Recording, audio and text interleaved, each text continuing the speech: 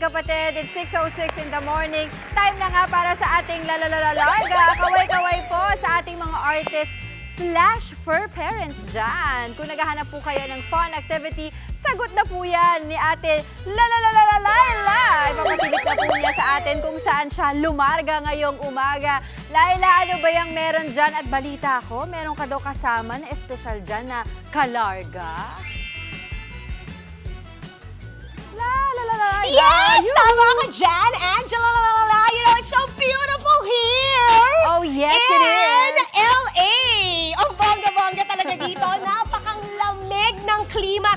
Kanina may sipon ako, nawala. Sobrang nakaganda talagang fresh air dito sa LA, Lower Antipolo. Oy, kasi nga, may bibisitahin tayo dito na pottery studio for a costo, ha? Kasi imagine mo, nakapag-relax ka na, nakagawa ka na ng mga pottery art and all, tapos nakatulong ka pa sa mga hinahouse silang shelter animals. Ang bongga, di ba? Bilang animal lover tayo, alam mo yan. So halika, pasukin natin ang The Pottery, as in po, okay? The Pottery Studio and Arts dito sa LA, Antipolo City. And yes, tama kayo, studio at mga kapatid, meron talaga tayong special na kasama today. Halika, maglibot nga tayo dito.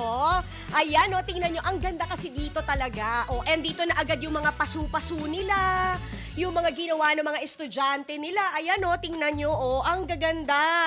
O, di ba may mga hulma-hulma pang ganyan? At, ayan, kamusta na? Hay! Teka, hay! Teka na! Teka na, sandali! Good morning sa inyo! At sa iyo! Kamusta naman, M-Quest artist, Anna Ramsey? Nagising na lang ako, nandito na. Oo nga, grabe. Or, hindi mo man lang niligpit yung nilatag mo dyan, no? Anyways. Ang dami na namin nagawa. Oo nga, grabe. Kagabi lang ba to? Fresh na fresh.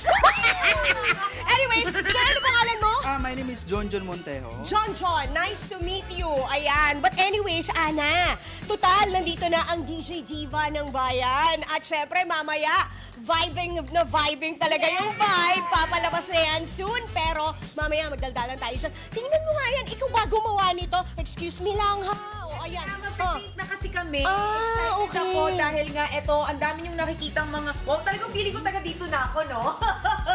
Ay, hindi siya earrings, pero ang ganda, di ba? Mga pangsabit sa pintuan or Yes, parang mga mga chime siya. Sana hindi ko mabasa. Magbabayad dito na tayo lang, dito. oo, dito na lang natin ilapag. Baka ano, delikado. Ang ganda. O, pagkatis, nga, itur mo ko. Total, kagabi ka pa rito. O, ano to mga to? Char! Oy, eto parang ano, pinatutuyo pa. Ang ganda naman. Ayun ang oven. Yes. Doon niluluto ang mga nahulmang pots, ang bongga. Pero teka lang, sandali.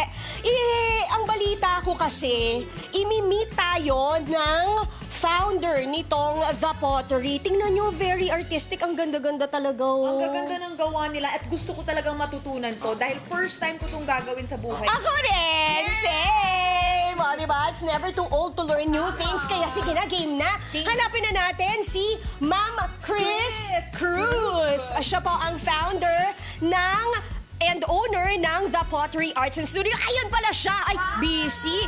O sige, saan tayo? Sige, Anna, take your place. Ayan, ito yata aking apron. Ma'am, turuan mo naman kami. Tsaka habang naguhulma ka ng... Siyempre, nawala raw ang voice ko.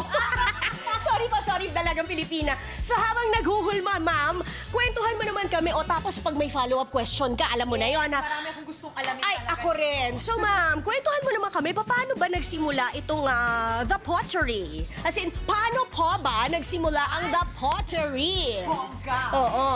Sure. Good morning. Good morning, ma'am. Okay, so nag-start tayo. Nag-start ako mag-practice ng pottery way back in during pandemic. So, Ginawa mo libangan. Libangan kasi sarado yung main business ko eh. Ano ba business mo dati? Operate ako ng recreational activity dito sa Rizal, sa Antipolo. So, mahilig talaga siya sa mga ganun. ganun. tours. We also have archery and paintball here. So, inad ko yung activity ng pottery sa business. At that time, nagka-practice pa lang ako. And then I came up kasi I also built a shelter here in Rizal. And then I'm thinking about on how to sustain them since it's pandemic and it's very costly to maintain the shelter. Actually, kahit hindi pandemic, napakang costly ng pag-maintain ng mga pets. Alam natin yan because sa amin naman po, we have TV5 Community Cats. So, libo panahon, pagkain, at saka yung panggamot. Diba? So that's why I need to came up into something which is going to be sustainable for them. So when I learned pottery, so it's very clear na gusto kong mag-create ng some kind of arts where I can sell it for my cats and dog for me to be able to get a fund. Ayan. So, ang tanong, Ganda nung cost na yon, no? And talagang very interesting talaga siya. And eto naman, para sa mga kapatid natin nanonood, we wanna know, ano ba yung price range nito? Para sa mga barkada na gustong masubukan to, sa mag-jowa, pwedeng bonding. O, diba? pero barkada muna kasi baka mapaghinalaan tayong dalawa. Alam mo naman yan. Di ba? Ano ba? O anyway, so yun nga, kunyari kaming dalawa. Pag grupo, kunyari po 5 kami, magkano po ba yun, madam? Right now, we offer discounted rates. So, meron tayong tinatawag na duo. Nag-start yung price natin to 2,500 per packs or 5,000 for the duo sa dalawa. It's either hand building, workshop siya, or pottery wheel throwing. Both are introduction to the pottery. Yeah, so it's very friendly talaga siya sa mga beginners. Sa halagang 2,500, di ba? Tapos, natuto ka na, nakatulong ka pa sa mga shelter animals. Tamaan, mauuwi mo pa lahat ng magagawa mo. Diba? It goes into process lang. Medyo they have to wait like at least 2 months para 2 or 3 months. Depende talaga kasi since sa weather namin dito sa Antipolo malamig, medyo matagal yung drying time natin. So, and then it goes into firing afterwards. Then they can pick up their works na. Sige, ma'am, ganito. Habang nagchichikahan tayo, simulan na natin ang paggawa ng pottery. Sige, Ana, let's get down and dirty. Ayan, paano ba, ma'am? Sige, paano? Sige, susuot ko muna yung apron ko. Sige. Sige, ma'am, paano po ba? Assist ko po sila. Sige, So, eto siguro si Ana na lang. Sige, dahil siya ang ating special na bisita. Ayan, ma'am, saan ka? O, dito ka, ma'am. Kasi ma'am, ako ito, first time ko matatry sa buhay ko. So, wala talaga akong idea at all kung paano yung gagawin. So, sa mga kagaya ko, like sa mga kapatid natin dyan na never pa ito nasubukan, ano yung first step na kailangan gawin? Start siya naman para mag-try tayo. So, it's just basic. You have to just connect yourself or your body then as well dito sa Uy, mag-concentrate ka daw. Kunyari to si Demi Moore. Oh, my love, my darling. Ganon. Atake natin today. Kunyari to si Demi Moore, pero long hair. Ma'am, harap ka sa camera para makita kagandahan mo. Ayan. Ay, inon! Ikot-ikot. Ikot-ikot lang. Ikot-ikot lang. Sabayan ba? Kailangan sabayan. Tapos, And then, tatry na natin siyang i-lift. Okay. At first, lahat naman nag-start into cylindrical. And Uh-huh. then afterwards, mag-pull tayo ng height. Let's say mga 4 to 5 inches. And then, gawa tayo. Ang goal natin, gumawa tayo ng bowl. Ayun. gagawa ka namang Hawk Mars. Parang ganun, oh. Yan ang goal, ha? Naku, ayusin mo. Ayusin mo. Sige, go. Okay. Paano? So, ang ano... Left or right? Right ako. Gagamit tayo. Dito tayo mag-work sa 3 o'clock natin. Can you, dip your hand muna sa water? Okay. Tapos, can you do this butterfly? Heart shape. Ay, heart shape? Okay. Oh. First, I need your left fingers into inner portion. Ayan. Huwag lang natin i-diin kasi medyo So, Kailangan kapain mo yung loob. connected siya lagi that way. And then, we're gonna start from here. Parang nagko-connect na yung soul mo. Nagko-connect na ba? Alam mo, mas maganda yan, te. Kapag habang gumagawa ka niyan, kumakanta ka, hindi ba? Sampulan mo naman yung mga, baka kasi nakatulog sila ng mahabang panahon, hindi nila alam, magaling kang kumanta. Ramsey ba naman? Hindi ba? Perfect na perfect yan. Okay. Carry mo ba? Challenge ko yan sa'yo, ha? Kakanta habang nagpa-pottery making. Go! Go. Okay. Ito yung kanta ko. Bagay na bagay sa ano natin ngayon, weather. Magpapaulan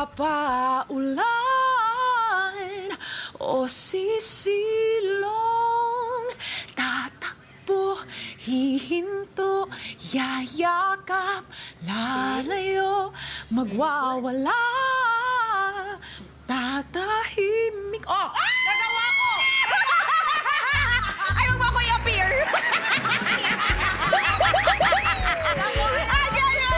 Ayan na, Ate Laila, nako.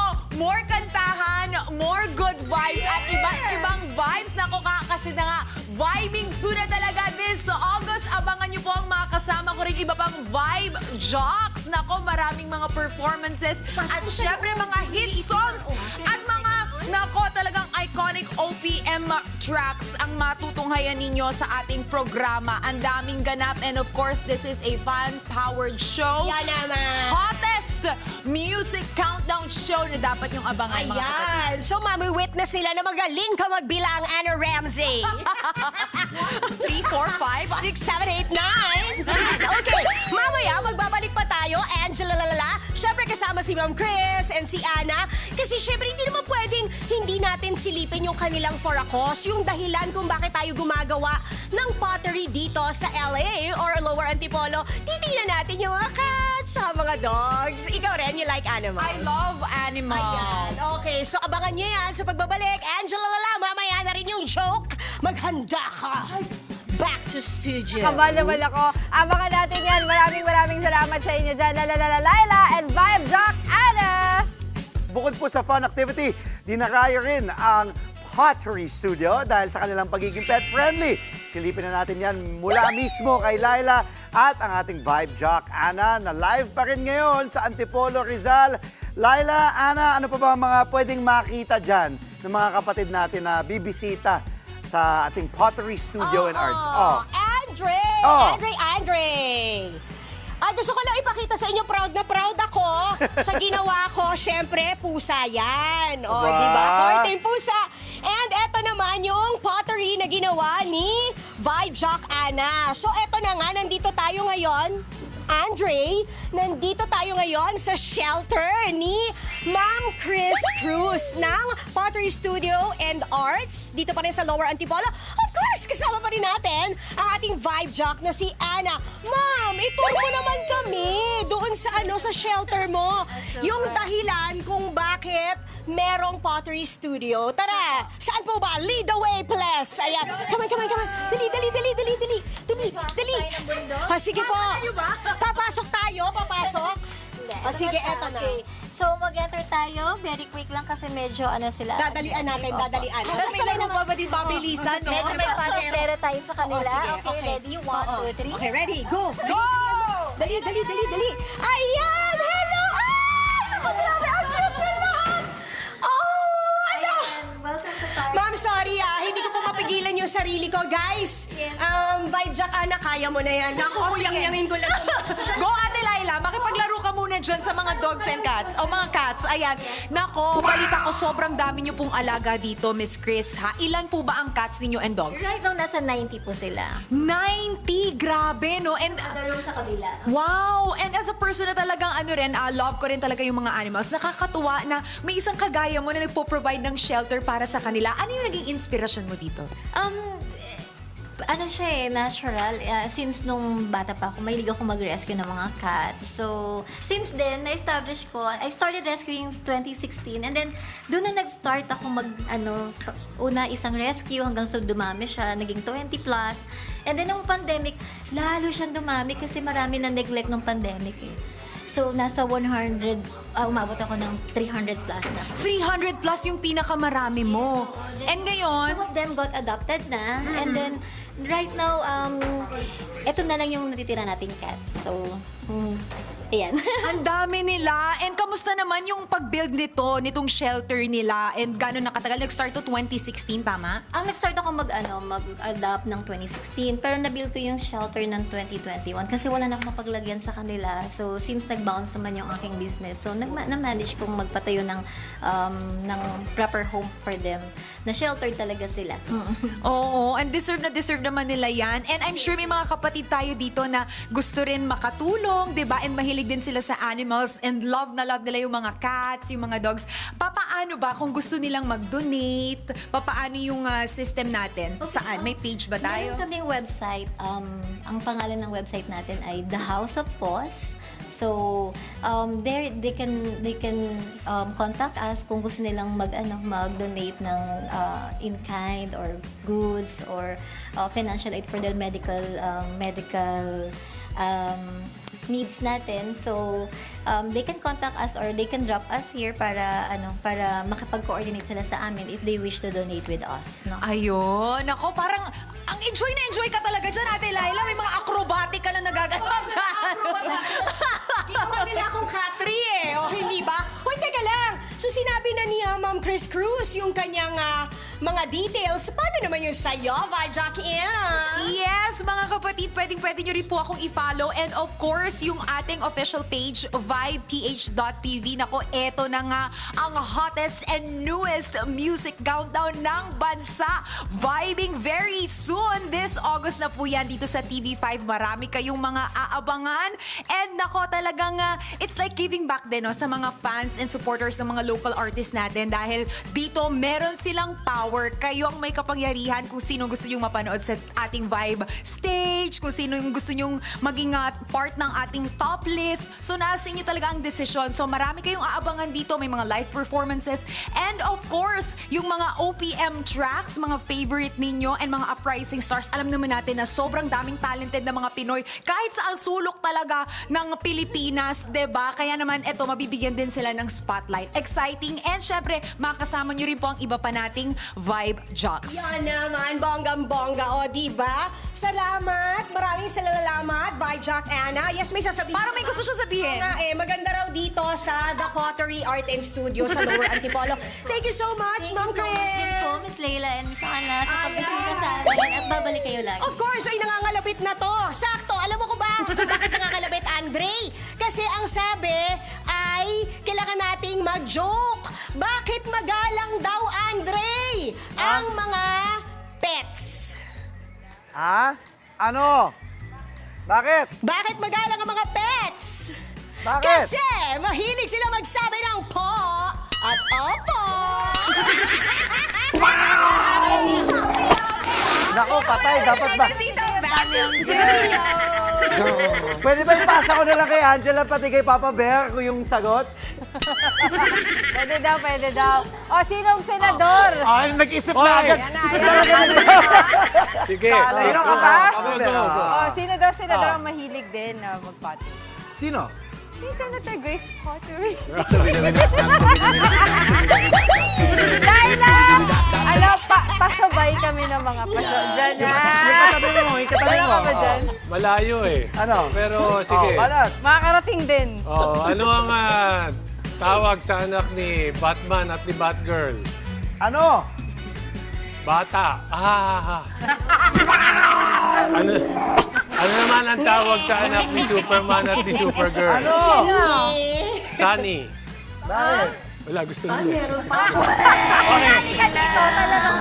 Asa na bang pamali? Oo.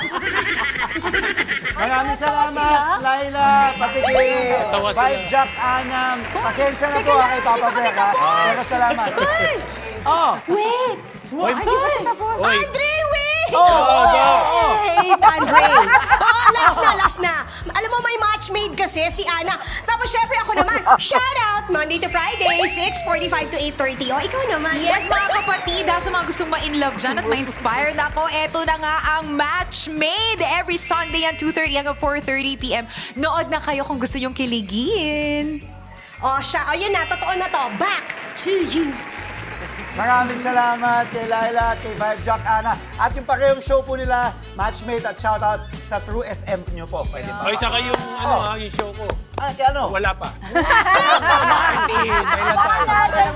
Abangan natin. Uy, thank you sa ating special guest na si Georgia today. Kuya Georgia, thank you for coming today. Mga kapatid, Angela Lagunsad Castro po para sa komprehensibo at makabuluhang balitaan at talakayan. Mag-follow at subscribe na sa social media pages ng News 5.